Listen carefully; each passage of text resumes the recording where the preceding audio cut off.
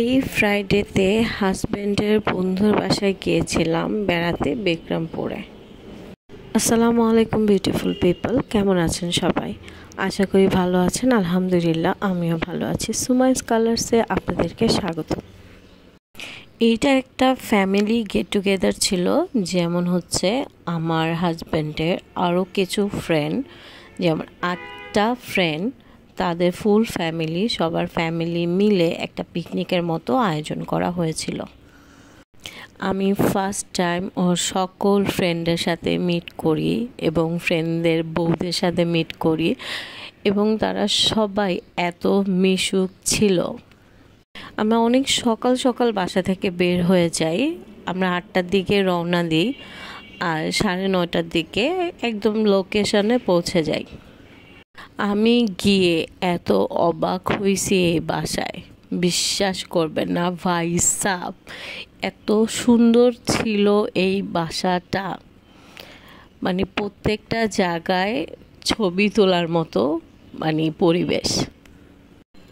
আরে আমি কি মজা করব, প্রত্যেকটা মুহূর্ত আমার বাচ্চাগুলো এত সুন্দর পরিবেশ দেখে, খোলামেলা জায়গা দেখে, আমার থেকে তারা খুশি বেশি ছিল।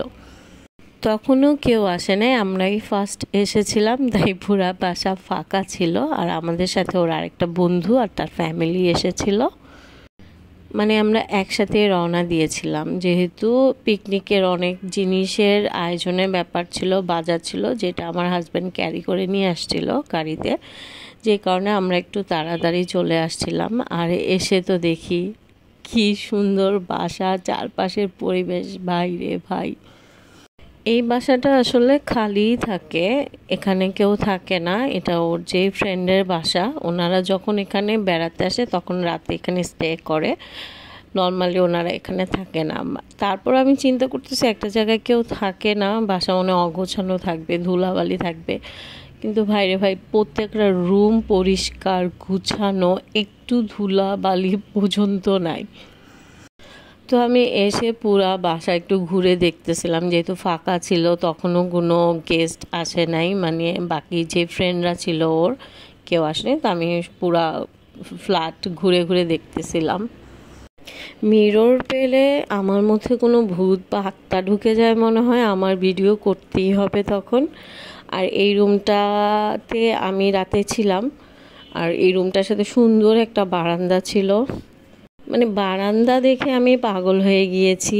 এই বারান্দার মধ্যে আমি 100-র উপরে ভিডিও আর ছবি তুলছি। তারপরে আমরা সকালে নাস্তা করে নেই, এরপরে আমার বাচ্চাদের নিয়ে আমি আবার বাইরে বের হই। আগের দিন রাত্রে আমি ঠিকমতো ঘুমাইনি, আমার ঘুম হয়নি রাত্রে। এমনকি আমার বড় ছেলেও ঠিকমতো ঘুমায়নি, সে 5টা পর্যন্ত জেগেছিল, আবার 8টা বাজে সে ঘুমের থেকে উঠে গেছে।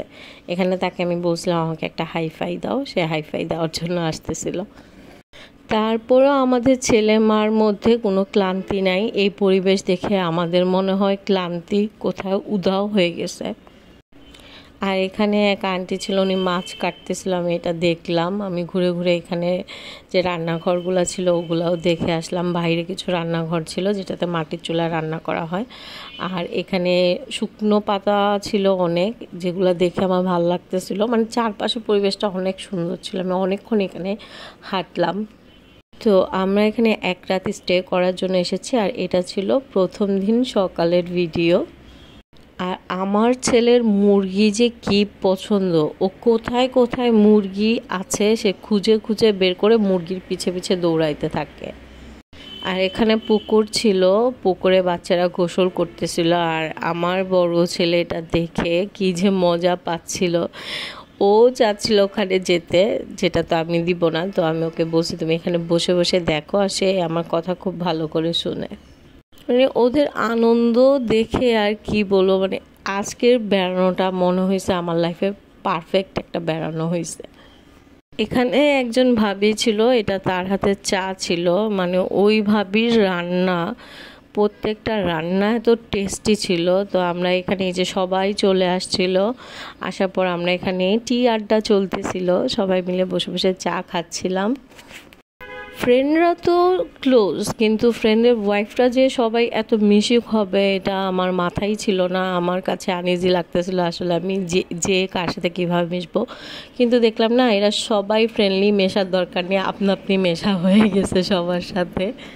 আমরা চা খাওয়া শেষ করে দুপুরে খাওয়া শেষ হলে আবার বেড়াতে বের হব। আর এটা প্রথম দিনের ভিডিও ছিল আমার। তো এই ব্লগ কারো ভালো লাগলে লাইক শেয়ার কমেন্ট করতে ভুলবেন না। চলে যাই, টাটা।